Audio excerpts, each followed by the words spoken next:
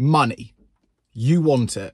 Probably as badly as I once wanted it. But the fact of the matter is, to go from having no money to having a lot of money, there is an immense amount you need to learn. And that is the purpose of this video right now, is to explain to you very simplistically how I went from being a labourer to now being someone who sat in these offices with individuals who literally run the world's money. I've seen the behind the scenes of everything. And by the end of this video, I'm going to perfectly explain to you how you, with your £2,000 sat in your current account, are going to go from having no idea about how money works and how to create it to this feeling at the end of it where you go, I've actually just invested some of my time. I've put some trust into Chris. He's delivered. He's actually explained to me how to do this. He's not one of these people who you sit through their 15-minute video on how to create money, how to start a business, and you get to the end of it and you go, that was just a load of empty promises. And actually, what did this person even tell me? Like, what did he say? What knowledge has he actually passed me?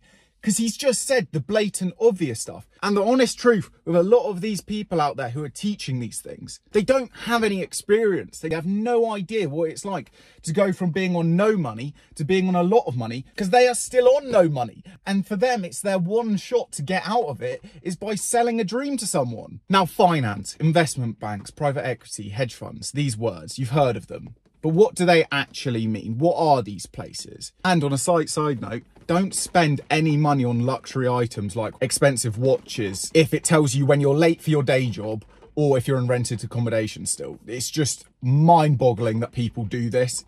Very bizarre. That's not a flex. Living a life how you want to live it and you're enjoying your time, that's the flex. That's the end goal. Money is a massive part of that. Now, say instead of spending money on those things, you were to invest it in a fund. A fund is, imagine, a massive pot. Now, these pots have different levels of risk. High risk, sometimes high rewards, but also they're risky. You can also lose a lot of money. Now, what is inside the pot? Well, it's a load of other people's money. You've put your 4 grand into it, and so's a load of other people. That pot has now amassed 2.8 billion in it, and a fund manager will then collect that money and will go and buy ingredients to put into the pot. These ingredients could be safe assets. They could be buying shares in companies that have got unbelievable track records, but they're also in a high risk pot. It could be some new startup. It could be some company that is about to split and branch off into different sectors. Now, the fund manager is deciding where to allocate this money. Is this person a genius? No. Everyone I've ever met in finance, oh my days, are they a genius when everything is going their way. But then if it goes bad and they start losing a load of money, oh, it's the market's fault. It's the market's fault. It's got nothing to do with me and my inability to manage risk. It's got nothing to do with that. How is it then that these people have so much responsibility? Well, there's a whole team that's around them. There could be 60 analysts who look into aerospace, who look into tech. These people spend their entire 9-to-5 job looking into these particular sectors, doing all their due diligence into these companies and figuring out, oh, what's this company's performance like? Should we take some of the money from that pot and invest in that company? And then that can help grow the pot of money. Hopefully. It doesn't always happen, but that is the plan. I've got an immense amount of experience with these people, and I am yet to find a single person in London who has done what I did, which is 100% success rate. Meaning, I've never lost money on an investment. Ever. Never, ever, ever. Do you know why that is? It's because I was once a labourer. And I know the value of money, and I'm never going to put myself in a position where I'm going to lose money. And this is where it gets into the really harsh reality of this. You don't have enough money. You don't. You've got 4 grand in your current account, and you don't have 4 grand that you're able to put at risk. You don't want to lose any of that money. You've worked for an entire year at McDonald's. You don't want to lose that money. You've worked so hard to save that. You've missed out on going on nights out, all these things. You're not going to invest it with some fund manager who, like I've said, with the best wish in the world, and as much as some people think they're geniuses, they lose money as well. And now, am I saying that I'm an expert? I'm some genius? Absolutely not. I'm an idiot. You only have to listen to my video where I talk about me at school, how I failed it twice. I'm dumb. I'm super risk averse. I do so much research into things that I'll put myself off of any decision if I know that there isn't a 98% guarantee that I'm going to return money. Now, by investing in these funds, you're also taking a cost. So for most companies, it's a very small fee for the fund manager on that team to manage your money, with the hope that that pot of money from the decisions that they've made from all of their research, the pot of money will grow. And then the compound interest, if you make a 10% return on 4 grand, that's 400 quid, that gets reinvested. Now the pot of money's got an extra 400 quid in it. Well, that's compound interest, because now you're earning interest on the interest that you had made, as long as you're reinvesting it every single year. But as I said about you not having enough money, is if you could find a fund that every single year generates a 10% return and you've put 4 grand into it, you're only getting like 400-ish quid a year. That's nothing. If you were investing 400 grand and you generated a consistent 10% return a year, well, then that's 40 grand. That's a little bit of a different situation. Do you have 400 grand sat in your current account? No. I'd say that 99.99% of the world does not have 400 grand sat in their current account. Now, you could invest in a hedge fund. A little bit of a difference about a hedge fund is basically they're a lot more riskier, and because of that, supposedly, they deserve this higher payment, 2 and 20, 2% fee no matter what on the money that you have invested, 20% on any profit that happens. That sounds amazing if they generate the returns, which quite often they don't. Now, this is where I enter the chat. I worked extremely hard to go from a labourer. I can remember interviewing in London to get into these banks. And the day before, I'd been putting rock wool in a stud wool, you know, that green, horrible stuff. And I can remember being sat in the city, and you know, the posh sitting areas that you have to wait when you're interviewing for a job. And I can remember scratching my hair, and somehow I didn't shower properly and I still had some rock wool in my hair. I still felt it on my skin, because you're meant to cover your skin when you're doing insulation. I never really have. And I always pay the price. It itches you like mad.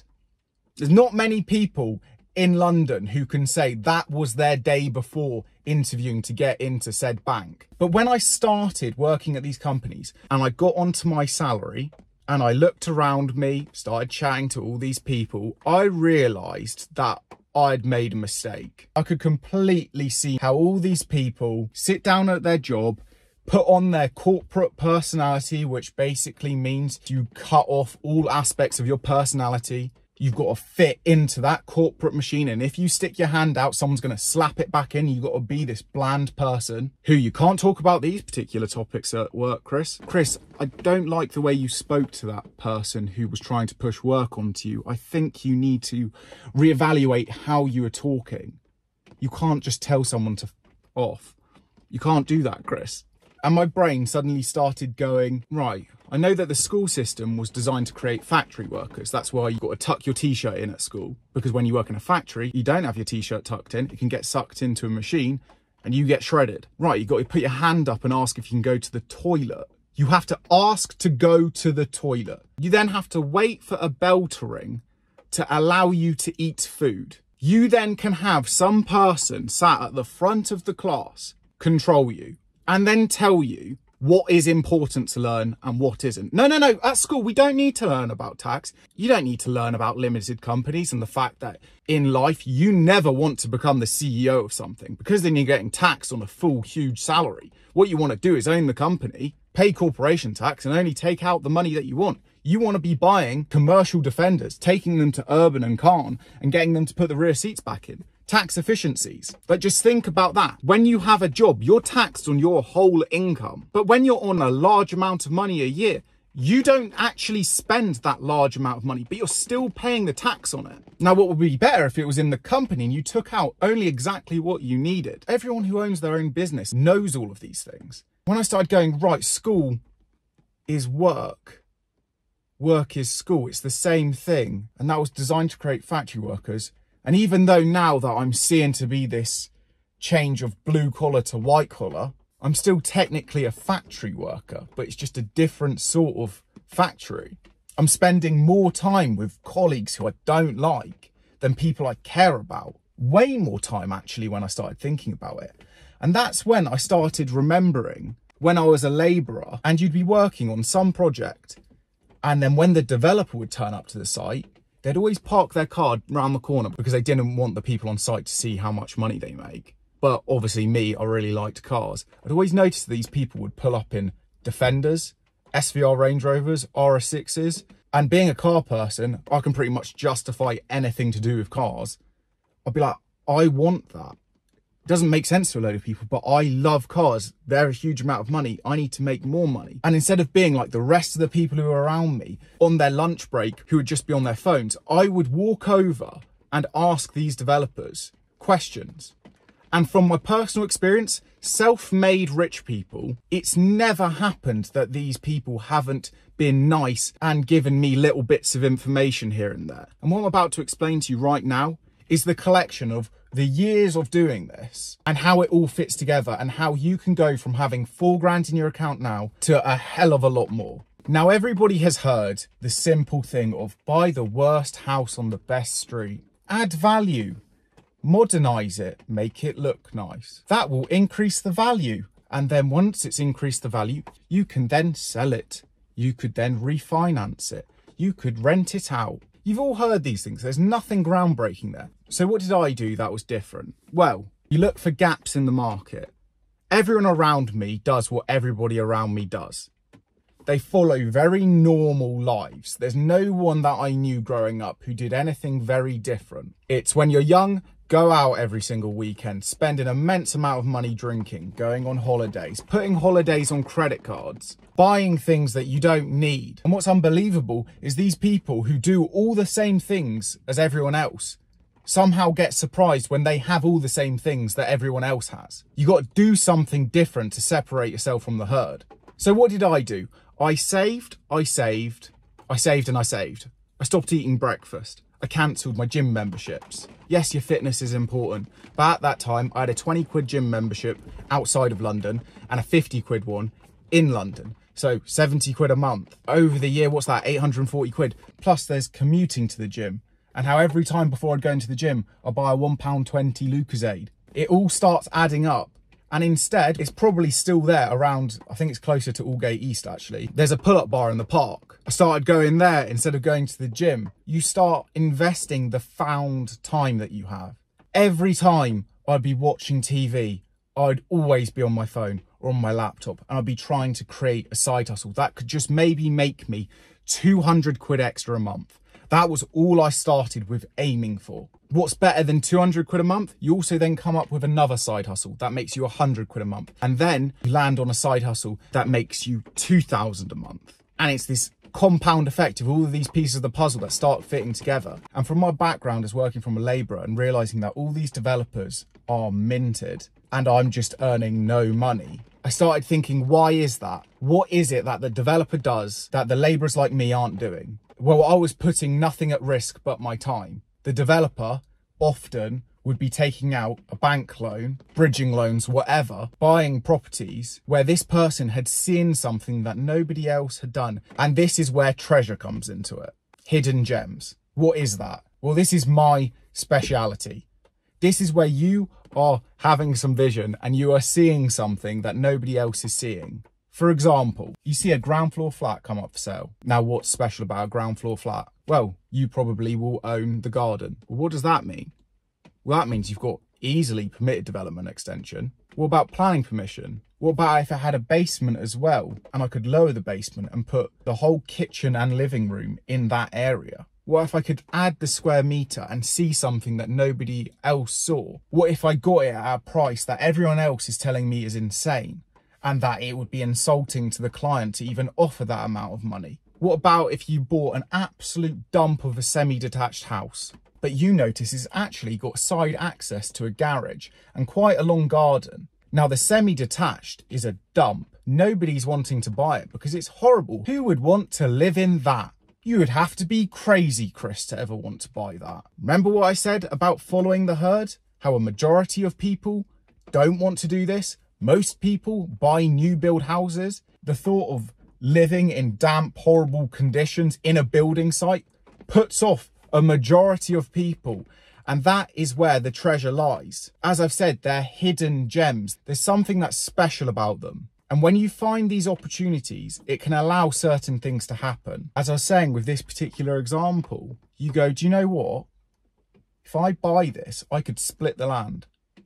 It's got side access. I could get planning permission on this now new back plot. And then I could package that up, get CGI drawings made, and I sell the back garden. A developer comes along and pays me £190,000 for the back garden and the fact that it's got permission on it. Well, how much did the permission cost? Oh, getting permission on that piece of land, that cost £10,000 because I paid an architect. Could do it yourself, but you might pay an architect for it. Now that's obviously devalued the house on the front, but has it? Because now you've got that amount of money that you sold the back garden for, and you can then do a side return extension. You could do a loft conversion. You could then modernize it. You are then increasing the value of that property significantly. Now, this is not a secret, but nobody really understands this. This is how you can sort of become your own bank. If you buy that semi-detached house for £100,000, you then spend £50,000 doing it up. Let's just ignore the back garden development for 1 second. You spent 50 grand doing it up. You've had some vision. You've done all the work yourself. You've seen the potential. Now the property has been valued at £250,000. You bought it for 100, spent 50, and now it's worth 250. Now, obviously, you put in 50 grand into the works, the renovation that you did. Key aspect there, DIY. Just think every time you go, oh, I'll get someone else in to do that. Imagine that there was a box in the corner of your living room and you went and just put that money into that box. Every single time you ever had that thought, oh, I'll get someone in to do that. You just keep chucking that money into there. Just wait until you get to an end of a project and you look at how much money you would have if you, every time you had that thought, gone, do you know what? I'm going to put a bit of effort in. I'm going to teach myself how to do it. Everything in the world is free now. YouTube videos, Google. By refinancing it, you can then borrow 70% of that found money that you've created by doing the works and adding the value. And that 70% obviously is including the 50,000 of renovation work you did as well, because you've invested that. You can refinance and take that money and put it into a new property. Now, 70% of the value added on this example is 100-ish grand. You can then take that money and go and buy another dump of a project. But now you've just entered the big league. You're a cash buyer. Well, how does that work, Chris? How am I? I'm used to never being able to look at auction properties online because banks don't mortgage them. So I'm missing out on all of the projects that developers have access to. Now, yes, there's amazing projects that come up on auction sites, but there's also amazing projects that come up just on the regular market. The real treasures are when you start getting into the world of off-market deals, because then you've got zero competition and then you can take away estate agent fees and all of these things. And in the future, I will get into the whole world of developing madnesses. You wonder how you see someone driving down King's Road in a LaFerrari Aperta, but when I start explaining this sort of stuff, you can quite easily see how it's possible. Now, why is it you're seen as a cash buyer? Because you're technically borrowing money. Well, if you were to sell that house, you'd have that cash in your pocket. And that is almost exactly how a bank will see it. You're borrowing against the money that would be in your pocket if you were to sell that house. And that is possibly one of the most exciting feelings ever, the thought that I don't even have to sell the house that I'm living in to be able to do this. I can just do this, but it gets better. And this I love to tell people because you can literally see people's brains start going, I don't understand what I've just been told, but I've never heard that before. Unencumbered properties. You've borrowed against house A to buy house B. Remember, like I said, it's 100-ish grand. So you could buy a derelict, unmodernized flat. Maybe it's a 1-bedroom, but you can see, oh, actually, if I do this to the kitchen, I could actually fit another bedroom in it. And you see the potential that's in this dump of a place, and you've bought it for 70, and you had that 30 extra from house A to then do all the works to it. And that flat is now going to be worth 190. Well, that is unencumbered because you borrowed the money against house A. Unencumbered means no debt. And what does that mean, Chris? Well, that means you can borrow 70% of the value of house B. So like I said, 190, 70% of whatever that is. And then you can take that money and go and buy another property. And then that other property is unencumbered as well. And this is where leapfrogging happens. This is how people amass portfolios that are mad. Now, am I telling you to do this? No, each to their own. From my personal experience, I don't want to make a load of business decisions. How does the saying go? Turnover is vanity, profit is sanity. I would rather buy a hidden gem, a treasure. Maybe you bought a bungalow. Maybe you paid more for it than everyone else around you. And people are going, Chris, you're insane. Why have you just paid £50,000 more than everyone else for this? Like, what did I miss? And then once it's all signed and everything, you can then tell these people, because you never show your cards before something's set in stone. You then go, well, did you not notice that this is the only place that didn't have a TPO? Did you not see how it's got this access and that's going to allow 5 houses to be built here? Have you not seen the state of the world now where there's not enough houses and permissions getting granted left, right and centre for loads of things right now? You were only looking at the bungalow and you thought, I could do a nice kitchen in this. You're looking left, I'm looking right. Derecha, izquierda. Or is it derecha, izquierda? I don't actually know. I don't actually know Spanish. Don't know where that came from, really. The fact of the matter is, I once hated how my life was. And I hated it so much that I did something about it. From working in the rain, moving materials for no money an hour, to then working on the 10th floor of some building in London, surrounded by suits, people, as I've said, who have cut off all aspects of their personality to just become this part of a machine, which they fundamentally do not care about anything. We really care about the client's money. Sure you do, brother. Is that why when I sit down with fund managers and this person manages 4 billion, this person manages 16 billion, and I, being me, who's never been someone who, when they don't understand something, doesn't ask a question, and I go to them, what funds are you invested in? And they go to me, oh, I'm not. I invest in property and starting my own business. That's the only 2 things you should ever do. That is when everything started clicking for me. Yes, interest rates are mad. Oh, yep, I've heard it all before. Property prices are the highest they're ever going to be. It's going to fall. I have heard that every single year since I started Havesomevision. The London project. You bought at the wrong time, mate. You're going to lose a load of money. You're never going to see that money back. You sure about that? Or my favourite one was buying a property. We paid 467,000 for it. Everybody thought we were insane. This was a while ago when I used to have people around me who were from the past, and as I've said to you before, there's some people you need to just cut them off because their negativity, their doubtfulness, sourness, resentfulness, bitterness, all these words, they don't want the best for you. You need to remove them. They're holding you back. It's almost like having a parachute on you. You can get further if you just cut the parachute off. But we paid 467,000 for it, spent just under 150 doing it up, and that place is worth 1.4 million now. You just work out the return on that, and that's also a levered return because it's not actually real money. You're using a house deposit, and then you can use bridging loans, so you're borrowing a bank's money, paying an interest fee to do that. But in terms of your real money that you've actually put on the table to generate that sort of return, it's tiny. I know how hard it is to save money. Saving £1,000 is the hardest thing ever. If you can get to that, to get to 10k is equally difficult. 10k to 100k is inevitable. 100 to 1 million, it's just going to happen. And one day when I create the Havesomevision rally and I've got a load of people in 812s, SVJs with Gintani exhausts, you will be there as well in your Brabus G-Wagon, your Urus, whatever. And now, am I flying on a Falcon 7X, spending $250,000 on a 3.5 hour flight? Absolutely not. I never will be. I appreciate money too much. And yes, even now, people still call me boring and that I don't spend money like some people would. But just because you can, it doesn't mean you should. And the last thing I'll leave you with is to become the person who can buy a Lambo, travel around the world, spend money like it's nothing. To become the person who can actually afford these things, you've got to become the person who would never, ever, ever spend money like that.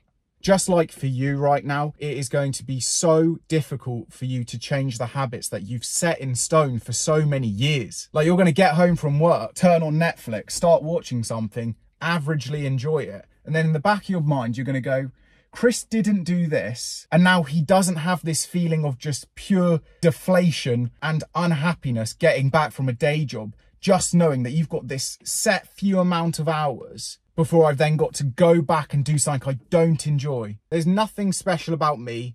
Like I've said, I'm an idiot. I'm not a genius. I have just over the years become somebody who, no matter if I actually want to do something, I don't care how I feel, I will still get on and do the work because it's the future self who'll be thanking me. And that's what I'm doing right now, sat here. I almost wish that I could send this video to my past self and be like, thank you. It was worth it. All of that work. All the work that goes unseen to lead me to this situation where now I'm sat at my tiny house build, which I'm building the entire thing with no loans or private gates.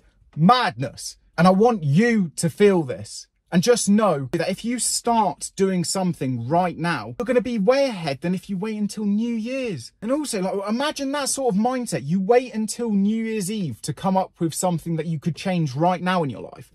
So bizarre. Money isn't everything, but it affects everything. It creates time. And at the end of the day, time is all that matters. It's the one constant thing that is always depreciating. You're gonna have to make some sacrifices to get the thing that you want. Otherwise, the thing that you want's just gonna become the sacrifice. So that's it for this video. Next video, hopefully, I'll start putting the roof on the tiny house, which is a bit mad, really.